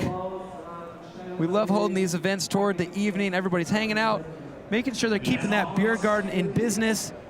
We're back to business now. Riders in the gate, Garrett Meacham trailing Kyle Strait by 1.66. I'm really interested to see, Andrew, if Kyle Strait goes for the backflip bar spin and the double whip here, knowing that he has such a huge advantage. It's almost harder to have to make that decision when you're not backed into a corner. You know, you go, well, do I just take it easy? But sometimes that's when bad stuff happens. Well, exactly. We heard from Mitch Robalotti. He thinks, well, when you're thinking, you're losing. So, Kyle Strait, can he just stick to his game plan? The backflip bar spin scores well and is really quick at the top. Look for him to stick to that. What will the decisions be here for Kyle Strait? They hit the first jump. Yeah, he's got that on lock, so he's stuck with that, and he's out front with the speed. Now, maybe this is where he listens to a bit of your advice, Cam, and maybe he pulls back on the double double tail whip and does something else. Well, Garrett charging. He's got a 126 on the top jump. That double whip for Kyle Strait. All right, this is going to be interesting. You know, Kyle had such a huge lead here, so I feel like he will have done enough. But Garrett Meacham going for broke, scoring a 126 and a 135 to Kyle's 105 and 120. So he will chip away at that, but without crossing the finish line both times, it's going to be tough. Kyle Strait advances. So there you have it. Kyle Strait had a little bit of help against Thomas Lemoyne, but he's making up for it here in the semifinal. Your first man to the gold medal matchup, Kyle Strait. All right, so Garrett Meacham, we want to analyze this to see what the future holds for this kid. Hopefully we see him at the final stop in Whistler, a 360 bar spin to X up on the first jump. I mean, this kid's got a bright future. Yeah, 360 bar to X up on that first jump. So the fact that he was so close to Kyle Strait here on the speed while stopping his tricks, we definitely look forward to seeing more from this youngster out of Aptos, California. But Kyle Strait, the veteran, moving right along.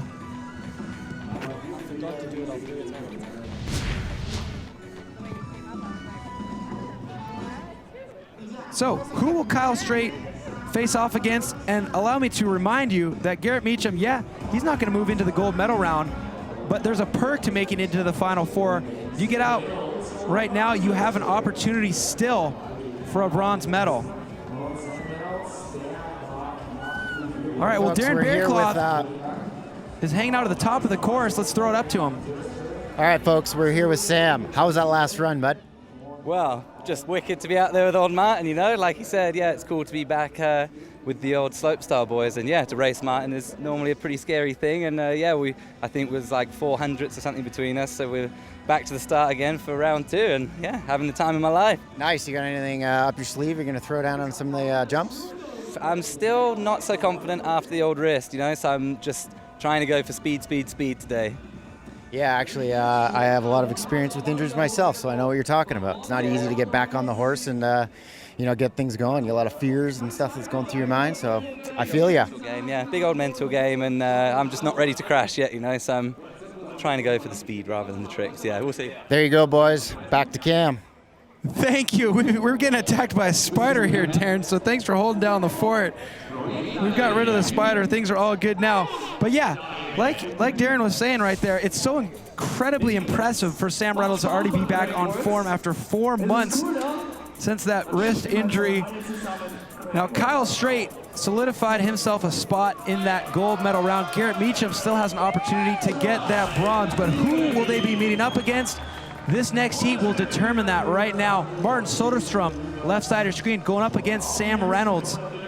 Sam Reynolds leading this matchup, but not by much. 0.04 of a second. That's a blink of an eye. No, really nothing in it here. So Mons Soderstrom, riders right, Sam Reynolds, riders left. Soderstrom qualifying in second, Sam in third.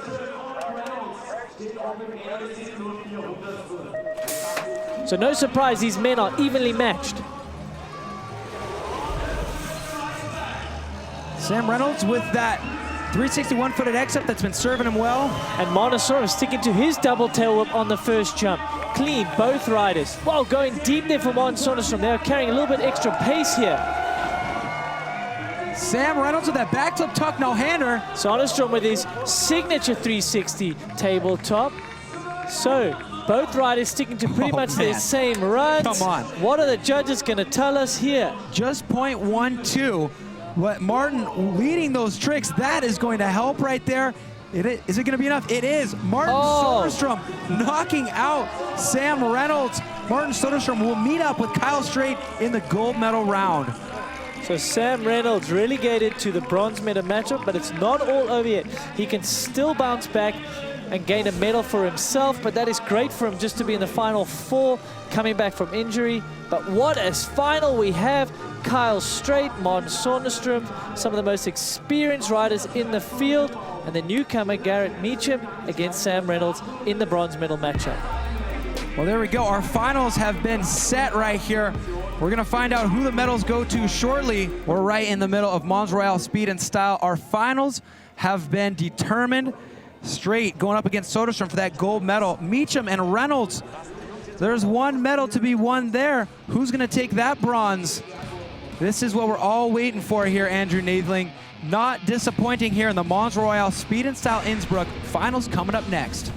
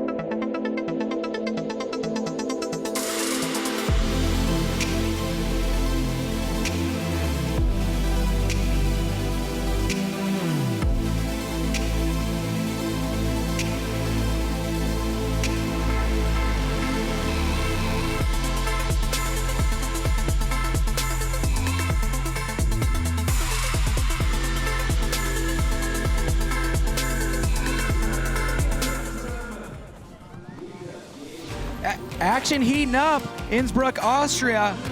We're down to our final 4 here in Mons Royale Speed and Style Innsbruck.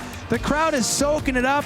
They're done riding the hill for the day. There's some kids riding around on the pump track, but everybody's excited to see who's going to take the gold in Speed and Style.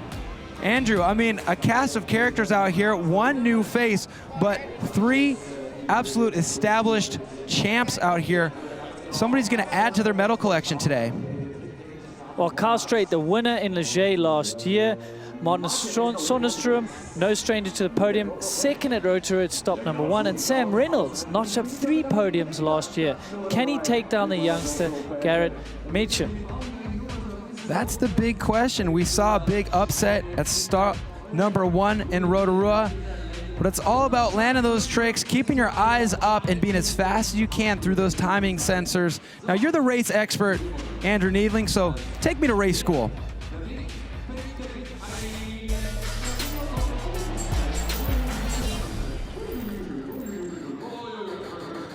Well, Cam, let's look at Kyle Strait. Staying so low, kind of scrubbing off those things, hard on the pedals again. I mean, look at him. He's just absorbing that lip and staying as low as he can there. So that's his technique through those rollers. Let's see how Martin takes it. Then Soderstrom, he's opting on that first roll, as you saw. He's going to keep his back wheel on the ground. He's driving his hips and his feet down and trying to gain momentum by doing the manual. So 2 different ways to do the same section of track. Generate speed at all costs here. Martin Soderstrom putting those long legs to work. You got to think pumping the backside of that roller's got to help. But Kyle Strait, I mean, you see some people reaching to double those. Kyle Strait scrubbing, showing how much speed he's carrying through that section. And that is how those two have found themselves where they sit right now in the gold medal matchup. One's going to add to their trophy collection. The bronze medal is going to go to either the youngster out of California, Garrett Meacham, or Sam Reynolds, the guy who had 3 podiums last year's season. He's come back from a big wrist injury to be here again at stop number 2. Well, they're loading in the gate right now. Garrett Meacham on the left of your screen, Sam Reynolds to your right. And you know, when Garrett Meacham woke up this morning, this is where he was hoping he would find himself, still alive at this point in the competition. But it's definitely his first time in a bronze medal matchup. Yeah, first time advancing out of the round of 16, straight through round of 8. He's found himself against Sam Reynolds. Now, Sam Reynolds says, you know what? He's focusing on speed. He's not willing to risk it. Now, Garrett Meacham, he's a youngster. What is he willing to throw? You're right. Sam's kind of has his tricks, and he's sticking to them, but Garrett's been fluctuating a little bit. He's been consistent. Let's see.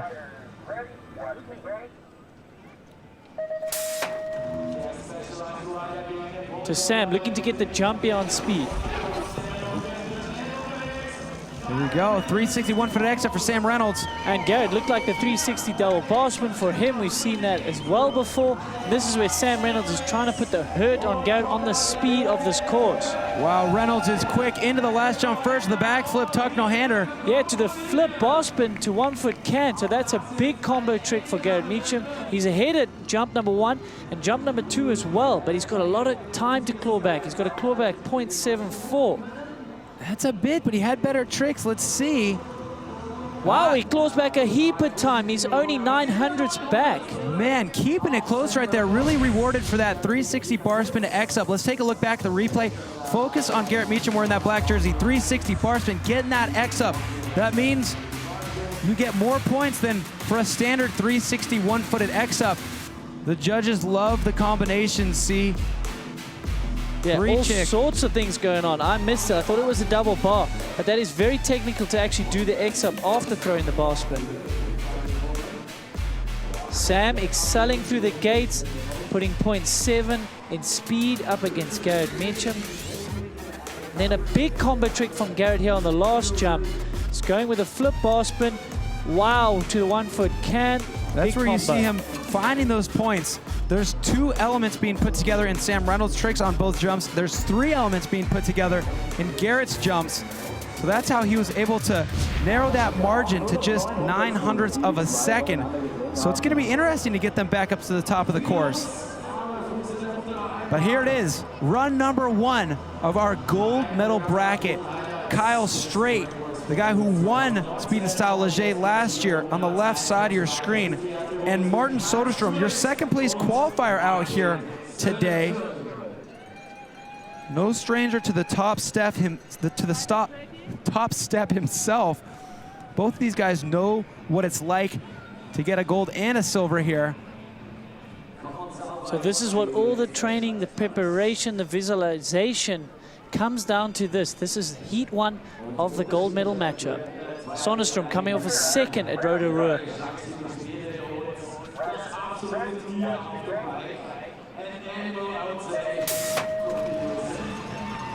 So neck and neck out the gate into the first jump.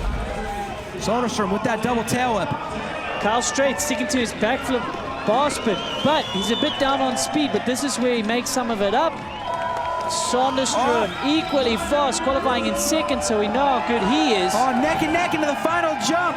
360 table for Martin Soderstrom. And a flawless double tail whip by Kyle Strait, straight to the pedals, pedaling through the line.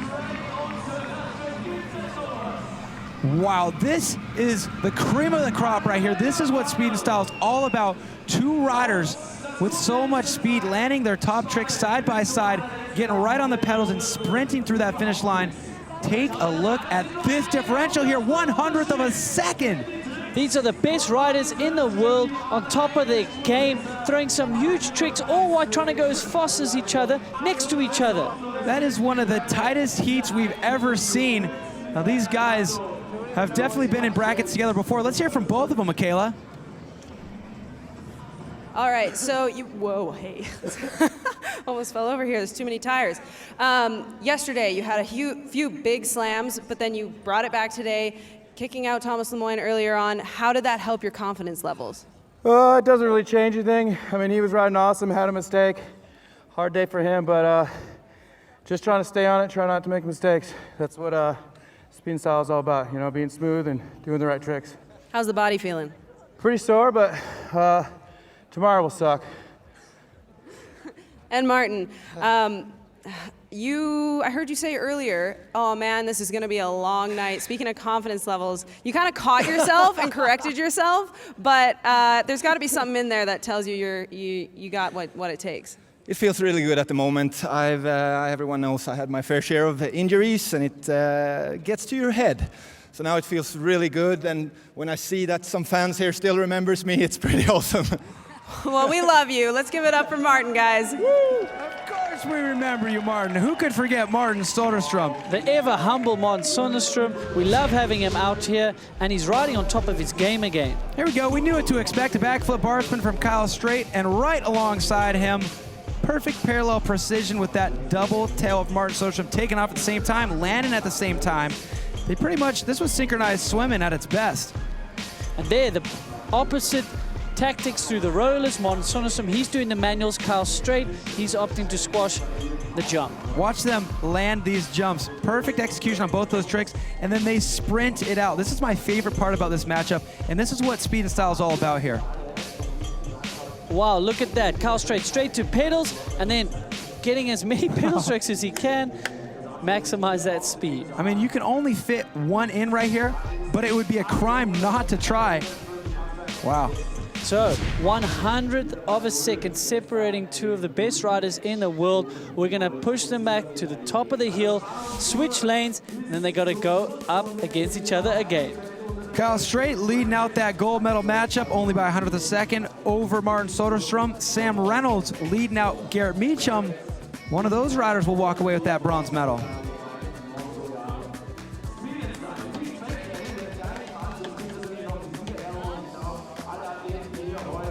Now, this discipline, Andrew, has existed for quite some time. It's kind of gone from experimental stages into polished, finished product right here. What do you think about where we stand now? We've been fluctuating the format for years, and it really seems to be working, doesn't it? Yeah, the judges have been number crunching in between races, in between these events. I think they've got a very good formula. What's great is they listen to the riders. They're ever adapting this format. Well, one step further, now that this is proven and working so well for the men, in Whistler, we're going to debut a women's category for speed and style. I can't wait for that.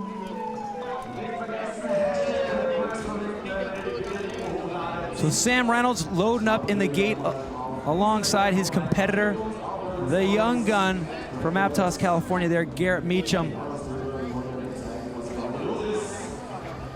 So how did we get here in this bronze medal matchup with Sam Reynolds having the advantage? Let's take a look back at run number 1 between Sam Reynolds and Garrett Meacham. So Sam Reynolds taking off with the same trick he's been using all day, that 361 footed X up. Garrett Meacham getting that 360 bar spin X up. And then Garrett Meacham keeping him a little bit honest on the speed, but Sam Reynolds so fast throughout the day. And that triple combo by Garrett on the last jump, he clawed back some of that time. It's all to play for here in Heat 2 of this bronze medal matchup. All right, let's wait for these graphics here, see what this differential is. Not much, 9/100ths of a second. Still anybody's game here. Now, Sam Reynolds coming off that injury, he's been very consistent with his trick choices. Both of these riders consistent with their execution of their tricks, but Garrett Meacham, will he try something crazy here in an attempt to knock Sam Reynolds out of that bronze medal spot. So look to Sam Reynolds to cross the line first because he said he's focusing on speed. All right, what will the trick choice be here for Garrett Meacham? 360 bar spin, looking for maybe another bar spin or at least that X up. So he missed it, yeah, and Sam Reynolds, his signature 1 foot X up 360, and he's out front by a heavy margin here in the speed. This is looking good for Sam. Flip tuck, no hander. Oh, Garrett Meacham going for that combo. Oh, Sam Reynolds. Well, he might have crashed, but you can make it through the timing pole. So I think he's crashed kind of after the finish line. We couldn't see it on our camera angle. He looks a little bit banged up there. He's not laughing just yet. All right, well, let's take advantage of our camera angles here and take a look at what happened here on this last jump. The scores are in here. Garrett Meacham beating out Sam Reynolds on both jumps. And Garrett Meacham, he did it. It was enough. He takes home the bronze medal. Wow. Wow, he's really clawed back that time. I didn't think it would be enough, but that just shows you. Caution to the wind, throwing some big tricks here, and it's paid off. All right, Michaela, let's hear from the youngster. Well, apologizing for not noticing you before, but it's safe to say I think we're all paying attention to you now. Oh, I think it might be the red hair. No, I think it's your performance today. You just got bronze. How does it feel? Oh, unreal. Words don't even, I can't even think right now. My mind's going a million miles. I'm just so excited. So did you prepare differently for this one compared to your past? Just a lot of days on the bike, and then took more focus on fitness and in the gym. So I think that played a little part. Well, it seems to be working because you just got podium. Thank you. Congratulations. Woo! Yes, Garrett Meacham. It's been a long road for that kid. A lot of setbacks, but it all pays off here. Bronze medal for his performance. Amazing. And I mean, doing it against Sam Reynolds, that has to feel great. He had to go against the 4th place qualifier in the round of 8. That couldn't have been easy. Just goes to show, you know, putting your nose down and just focusing pays off. So there's how it looks right now. Garrett Meacham taking that bronze, but look at this gold medal matchup. This is going to be good, Andrew. The heavy hitters of Kyle Strait over Martin Soderstrom, but there's nothing in it, Cam. Well, they're loading up in the gate right now. Darren Barraclaw standing at the top of the course. Let's check in. They're going on, putting an insane show, super tight racing, a couple new faces in the show, and it really feels like this new format with the judging is really going on well with these athletes. And just want to say this sport's been around for about 7 years, and I'm just super stoked to see all the boys throwing down and having a good time. Back to you, Cam. That's it, Darren. That's the thing that we can't stop talking about. The fact that it was an experiment to begin with, and now after so many changes, I mean, this is even a different format than we had just a couple months ago at stop number 1 in Rotorua, and it's even better yet. So in the gate for their second run in this gold medal matchup, Martin Soderstrom and Kyle Strait. This is how we got here, Andrew. Well, Kyle Strait on the left side of your screen with that backflip bar spin on the first jump. Martin Soderstrom, ever quick on the speed. Look at the 2 different techniques there. And we get to the final jump. It is neck and neck for both these athletes. Kyle Strait, he's been opting for the double tail up on the last jump. Martin Soderstrom's signature 360 tabletop. Both congratulating each other. They're safely through heat number 1. And that's fun to watch just for, you know, visual entertainment value. But take a look at the differential. It didn't just look close. Not only did they cross the finish line close, their tricks were so similar that there's only 1/100th of a second separating these two riders. So what will strategy mean here, Cap? Will they stick to their tricks and just hope that speed will pay off? Or is one of them going to throw caution to the wind and risk it a bit here? It is the final, it's the goal. Worst you can do is second place here. You might as well risk it. I mean, Martin Soderstrom risked it at stop number 1. He tried that 360 double tail, but it took him out. That's why he had the silver medal in Rotorua. And he knows Kyle Strait is likely going to do the same 2 tricks. Those are Kyle's biggest tricks right there. But Martin, will he risk it all? I think this course sets up perfectly for you to risk it on the last jump. You basically can make it, even with a crash over the timing beams. You might not get scored as well if you don't land your trick perfectly to pedals, but maybe that is where you should risk it on the second jump. Okay, race fans, this is going to be crazy. We're moments away from gate drop. Gold medal matchup here in Speed and Style Innsbruck.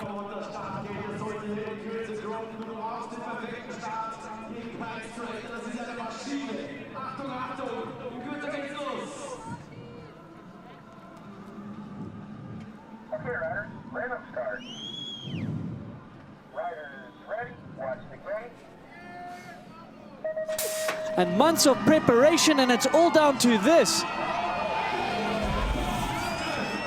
Go, Kyle Strait! Oh, he's down! So risking something different there. Martin Soderstrom with his double tail, but was clean victory lap. A mirror image of what we saw in Rotorua. This time, Martin Soderstrom is the one on his bike, and he will take the gold medal. Redemption for Martin Soderstrom, bouncing back from injury after injury. Second place in Rotorua. It's one step better. It is gold medal for Martin Soderstrom. Unlucky for Kyle Strait, who crashes on the first jump. Well, if anybody knows what it feels like to crash on the first jump in the final, it's Martin Soderstrom. He did that at stop number 1. Now Kyle Strait allows history to repeat itself here. Kyle Strait will take the silver medal. Martin Soderstrom with yet another gold at a Crankworx event. So was that a change of tactic for Kyle Strait? Did he get unstuck there with the same trick he was doing? I would say we need to take a look back at the replay and see if maybe he was going for broke, trying to flip double bar or something. Here we go, let's go to that replay. Focus your attention on the rider in black and red here. Backflip. So he's gone upside down for the one. Nope, he just fumbled. No, he just fumbled, just pressure getting to him. And we've seen him fumble a backflip bar spin before. Just a couple years ago in Leger, he had that crazy crash. Wow, he was flawless all night with those, Camp. Really unlucky and annoying to do it in the final there, have a crash. Isn't it crazy? He had lulled us into a sense of security watching him do that trick so perfect time after time again. Well, Michaela's standing by with a very happy Martin Soderstrom. Let's talk to him, Michaela. All right, so sitting in that start gate, you guys were practically tied. What was going through your head? Oh, I don't even know. I just knew. I felt like the whole night I just had to push it and push it and push it and go faster and faster. So yeah, this feels incredible, especially when you beat like so many big and really strong names like, yeah, Reynolds and Strait. And wow, what a day. Feeling a little relieved? Oh, can't you tell? So relieved, and especially doing it obviously in front of this amazing crowd. Thanks, everyone. Congratulations on the gold medal here tonight. Thank you so much. Woo! Party at Martin's. Yeah, exactly. Martins. We're all invited, everybody from the crowd. 10% rule. Yeah, he's so easy to root for. He's had so many ups and downs in his career, yet he keeps on coming back. And it's not rare for him to come back and take a gold. Just a year ago, he crashed during the whip-off, broke his scapula. He had to recover from that. Great to see Martin Soderstrom back. It seems like every time he's at the top step of the podium, we're talking about what he's had to do to come back and get there again. And always talking himself down. Very humble, Martin Soderstrom, trying to take the pressure off himself, but we know when he gets in the gate, he wants to win. Flawless evening for Martin Soderstrom, taking the gold medal. Well, we got a whole lot more to talk about. We're going to be crunching all the details when we come back. Don't go away. Wow, time for us to digest all the action we were just privileged to. Andrew in the Mons Royale Speed and Style Innsbruck. Gosh, what a triumph for Martin Soderstrom there. Yeah, you couldn't have written a better script if you tried. Martin Soderstrom bouncing back from second place at round 1, snatching the gold medal today. Redemption for him. Well, here's how he did it. It was such an evenly matched heat between he and Kyle Strait. It was 1/100th of a second. Could you ask for a tighter round? And this is what it looked like. It was all to play for double tail whip by Martin Soderstrom, and Kyle Strait missing the backflip bar spin. He'd done that flawlessly all afternoon. That's crazy. You know, if you've thrown bullseyes all night at the pub, at the dartboard, what are the odds you're going to be able to keep doing that? You know, that backflip bar spin was working for him so well, but lucky for Martin Soderstrom, he missed the bullseye when it counted the most. Friendly sportsmanship here. Martin knows what it's like to throw it away in the finals. He did it at stop number 1, but stop number 2, back to the top step of the podium where he feels most comfortable.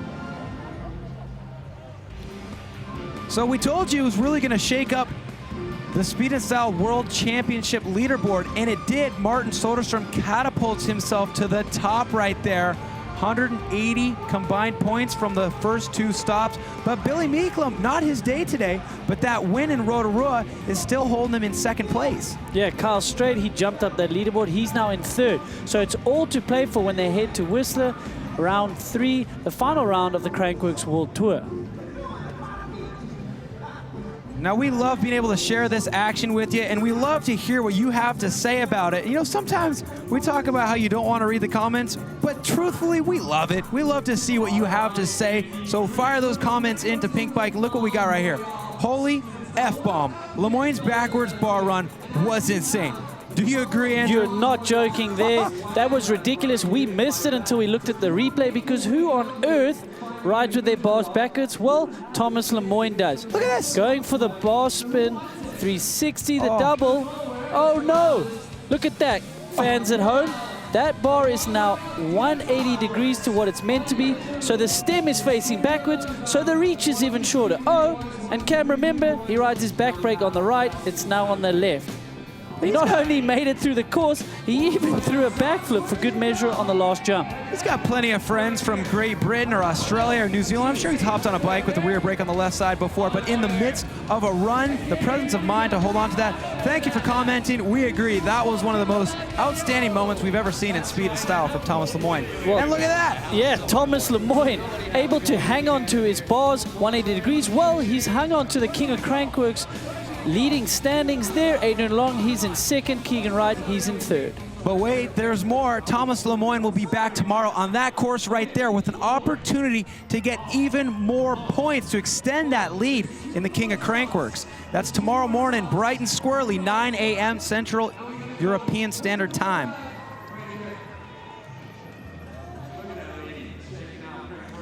Well, what a ridiculous final here, Andrew Needling, in the Mons Royale Speed and Style Innsbruck. Final thoughts? Well, Garrett Meacham cementing his name among some of the greats. He was able to take a bronze medal. Carl Strait confidently got through the finals but made a mistake. And then redemption for Martin Soderstrom, one of the nicest guys on the circuit, humble but ever so skilled, taking the gold medal. Well, I'm your host, Cam McCall, alongside Andrew Needling, Michaela Gatto, and Darren Bearcloth. Most importantly, we want to thank you for joining us, and we'll see you tomorrow morning for Slopestyle.